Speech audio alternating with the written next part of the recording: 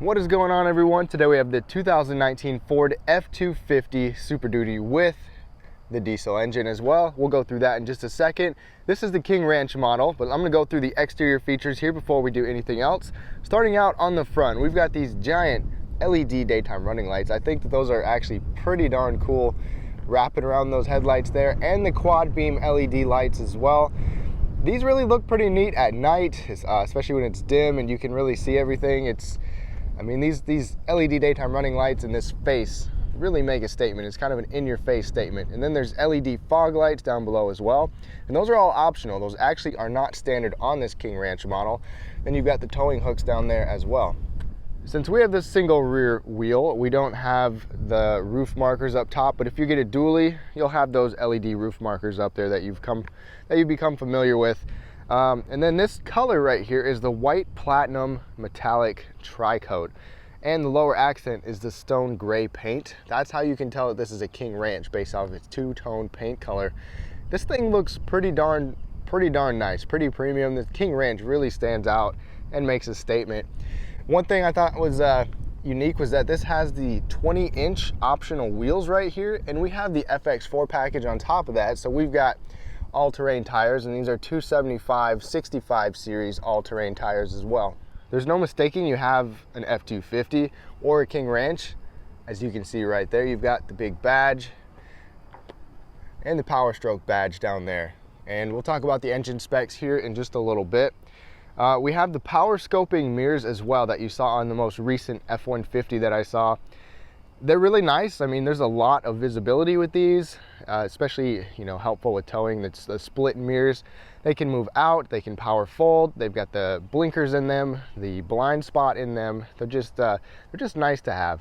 Another really cool thing about these lights is they have a spotlight on them, so that lights up the area next to the vehicle, and then approach lights as well to light up right by your feet next to the door, so you can have it project out or project down at your feet. Our model has the power running boards as well. They are nice to have. They make it easy to get in a tall vehicle like this. You can have them you can have extended running boards as well that go all the way back right up by the next to the bed, so you can get in there a lot easier.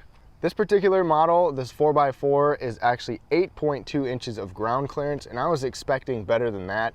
The 4x2 model, the actual two-wheel drive model, gets a little bit more. So if that's important to you with this heavy-duty truck, you could maybe try to work around that. But I was expecting a little bit more ground clearance, honestly.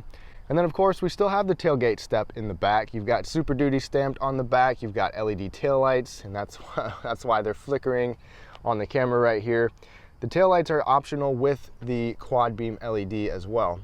Just as usual, we have the necessary plugs right there. You've got decent lighting back here as well. There's even a hitch light and a camera on that tailgate, so it lights up the hitch. You can line up your hitch. It just works really well. This truck is definitely built for work, very similar to the F-150. You've got your large diesel exhaust outlet right there, and we even have the optional 3.55 electronic locking rear axle.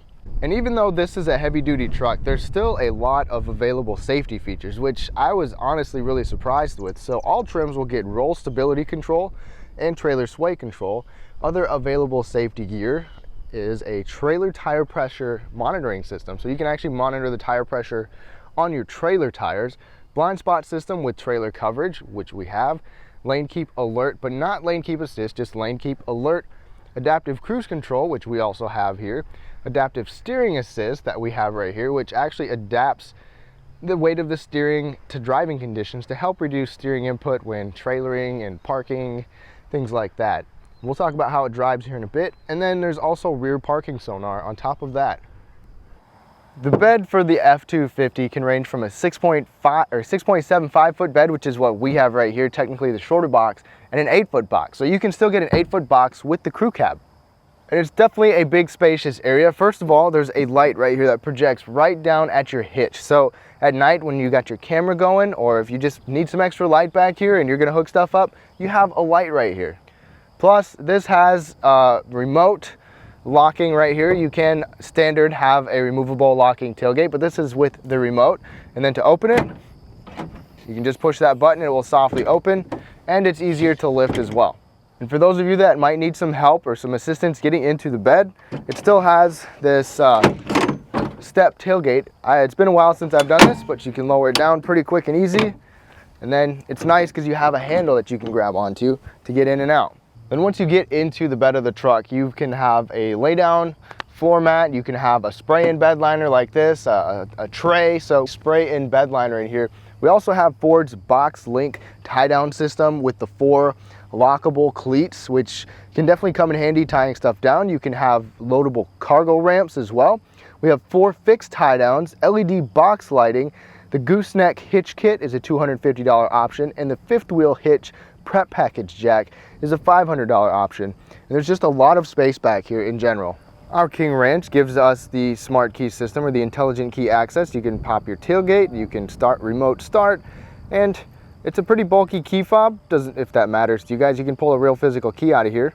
So the way it works is it's really simple. In order to lock it, you can push on this black button here. In order to unlock it, you just stick your hand behind here, and then you've got the fold down running boards, and you're good to go. Now, our particular model is still technically a work truck because of how much capability it has, but this King Ranch is very nice and luxurious. So starting out at the base, the XL and the XLT will give you a 3-seat combo right here with a center console. It's not a bench seat, but you can sit 3 people across. And then the bucket seats with the center console are optional for those, but for the higher trims like this is standard, and the 3-way seat is optional. Our model has these nice leather, you even got the King Ranch logo right back here on the seat, 10-way power adjustable, lumbar support included with your passenger heated and ventilated seat, and we have the multi-contour massaging function as well. The seats themselves are very comfortable. As I've said in other F-Series videos and the last couple F-150s that I've had, I've got tons of space in here, no problems whatsoever. The seats themselves are also very comfortable. The interior of the F-250 has really good storage space. It's very functional. You've got big knobs. Everything is easy to use. There's no fuss about it at all. It's not the highest quality, most premium interior, but it's not supposed to be. And it still has a very nice feel to it, yet functional, which is perfect for a pickup. There's a large display above the steering wheel, which is heated and leather wrapped as well. You even have a column shifter. The display can show you all sorts of information from trip computer stuff, towing information, your off-road controls, transmission temperature, just about anything that you really need to see. And important information, it's really nice to have. We also get Ford's 8-inch screen, which has Apple CarPlay and Android Auto standard, the 1,000-watt 10-speaker B&O premium audio system, 4G Wi-Fi, typical physical buttons and knobs, things that you can actually touch to control the screen. Dual zone automatic climate control is standard in this King Ranch with our heated and ventilated seat buttons by that. We also have our 4x4 controls and our trailer brake controller right over here. This does not have the trailer backup assist knob like you saw in the F-150 that I had. If you're using this as a work truck or even a family hauler combination work truck, you're going to have to carry a lot of stuff, and there's a lot of center console space in here. The cup holders are large, there's storage cubbies in the door. This big center console right here, you can actually put like hanging folders and slide them back and forth. It's just massive, and there's a removable tray. It's just like a big old tank right here. And then to top it off, you've got an automatic dimming mirror, your garage controls, LED lighting, sunglass holder, and then your twin panel moonroof right here, which is basically just a treat for your backseat passengers. Now the back seat of this F-250 is still really spacious. We have the same center folding armrest with pop-out cup holders just like the F-150, so I won't spend too much time, but lots of space right here. I'm 5'9", I've got really good leg space. We even have a 12-volt power outlet, 2 USB ports, and 110-volt power outlet back here with air vents. Plus we have the optional heated outboard rear seats that are actually 2-tier as well. So really nice, spacious back seat for workers and passengers. Another great thing about the back seat of the F-250 is this load floor is like completely flat, even in the middle. It's really nice. You've got underseat storage right up under here. It's a 60-40 split to fold this, and this can lift up. You can actually lock it in place so it doesn't lift up. And then when you do lift it up, all you gotta do is click it in place, and then you've got like an extra little area to shove some stuff so it doesn't move around. And I think this is just an awesome back seat, very utilitarian, but also very comfortable. Under the hood of the 2019 F250, or under the Super Duty series, we have two engine options, a 6.2 liter gas V8 or a 6.7 liter Power Stroke diesel.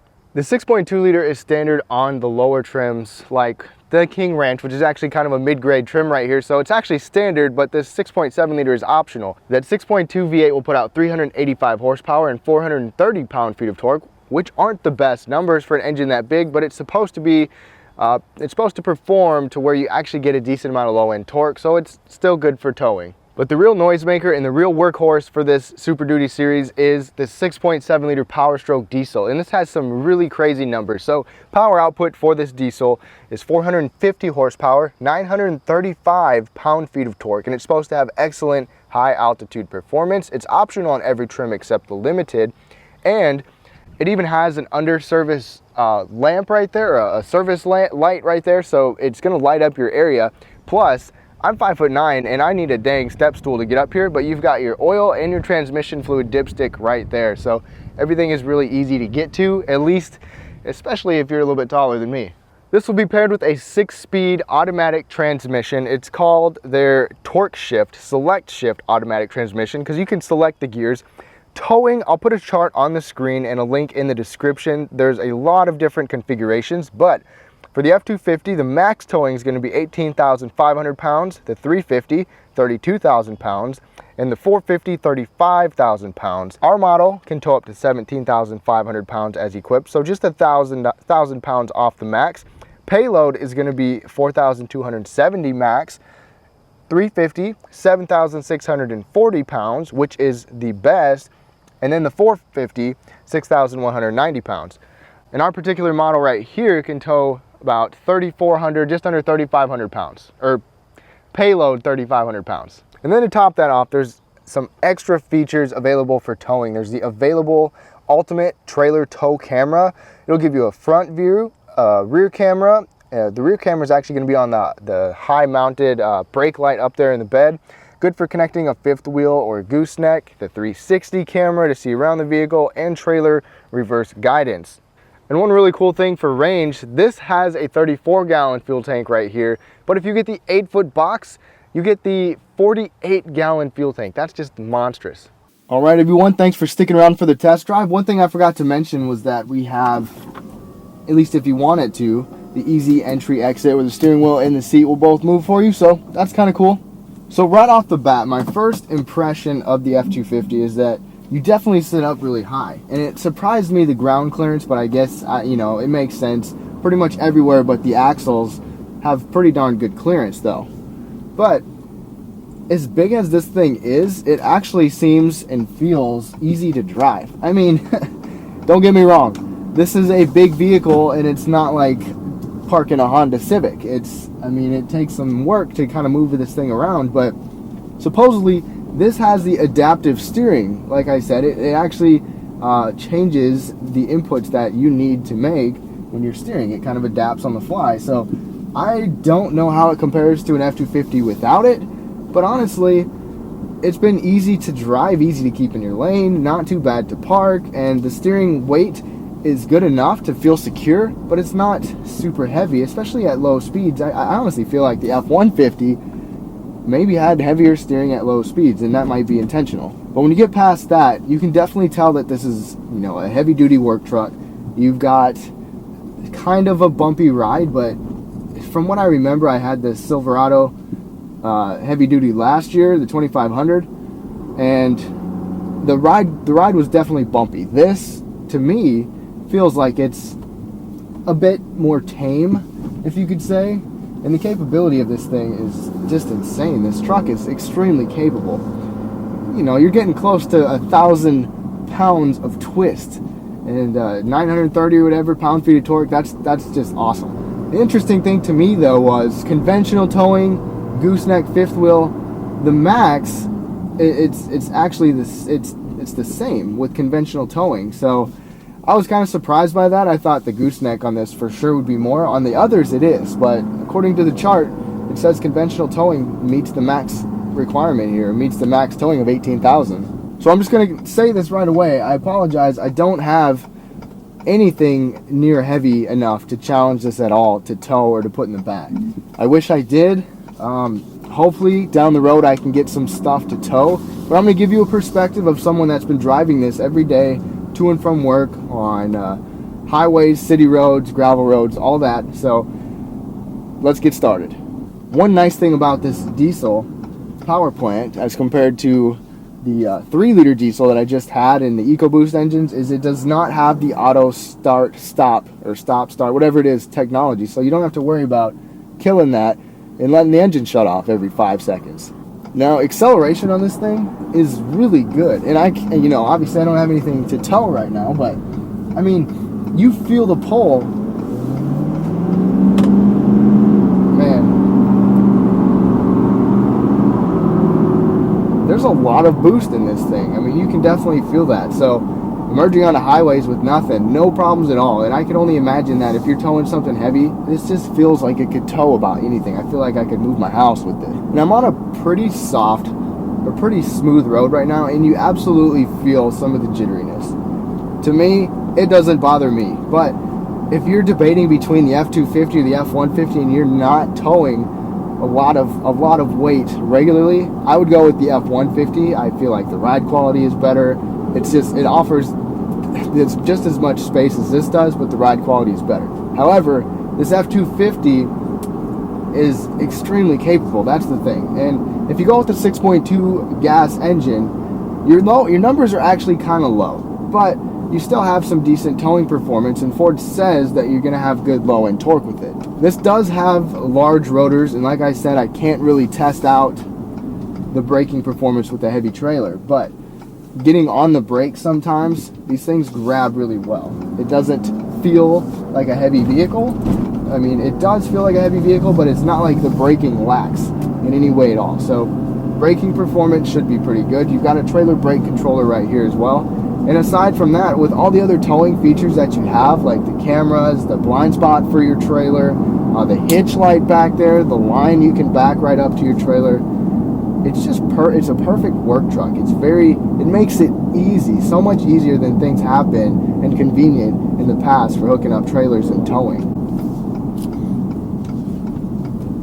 Now, cornering and handling in this truck, there's actually not as much body lean as I was expecting, so you can take some corners at a decent clip in this truck without having to worry about that. I did take my decibel ratings, like I always do with all my vehicles that I can, and I have them for a longer period, and this was still quiet. Obviously,